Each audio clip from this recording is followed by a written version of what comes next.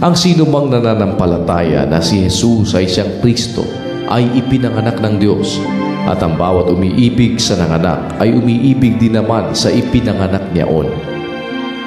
Dito'y ating nakikilala na tayo'y nagsisiibig sa mga anak ng Diyos pagka tayo'y nagsisiibig sa Diyos at tinutupad natin ang Kanyang mga utos.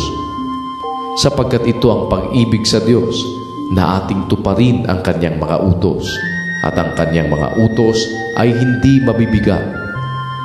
Sapagkat ang sino mang ipinanganak ng Diyos ay dumadaig sa sanglibutan, at ito ang pagtatagumpay na dumadaig sa sanglibutan.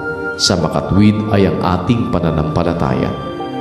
At sino ang dumadaig sa sanglibutan, kundi yaong nananampalatayang si Jesus ay anak ng Diyos? Ito yaong naparito sa pamamagitan ng tubig at dugo. Sa makatwid ay si Jesucristo, hindi sa tubig lamang, kundi sa tubig at sa dugo. At ang Espiritu ang nagpapatotoo, sapagkat ang Espiritu ay katotohanan.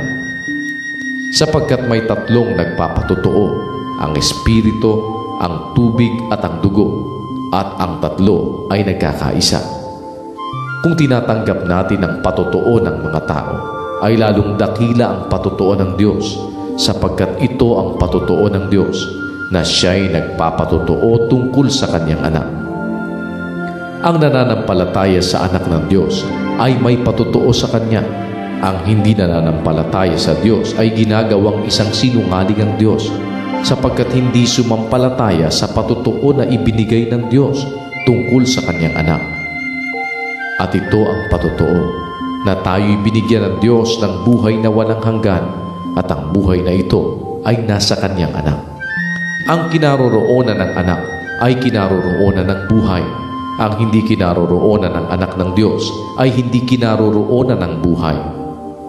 Ang mga bagay na ito ay isinulat ko sa inyo upang inyong maalaman na kayo'y mayroong buhay na walang hanggan, sa makatwid ay sa inyong nananampalataya sa pangalan ng anak ng Diyos. At ito ang nasa ating pagkakatiwala sa Kanya, na kung tayo'y humingi ng anumang bagay na ayon sa Kanyang kalooban, ay dinidinig tayo niya. At kung ating nalalaman na tayo'y dinidinig niya sa anumang ating hingin, ay nalalaman natin na nasa atin ang mga kahilingang sa Kanya'y ating hiningi.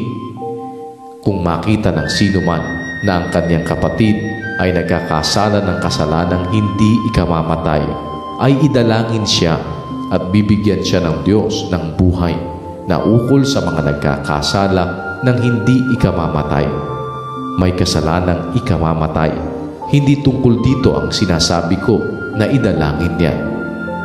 Lahat ng kalikuan ay kasalanan, at may kasalanang hindi ikamamatay.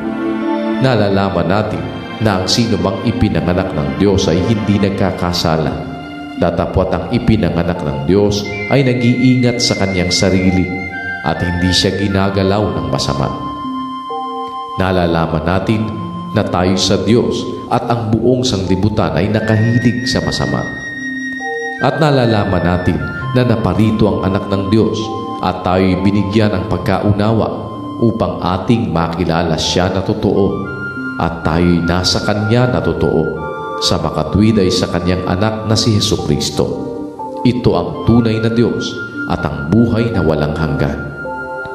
Mga anak ko, mag-ingat kayo sa mga Diyos-Diyusan.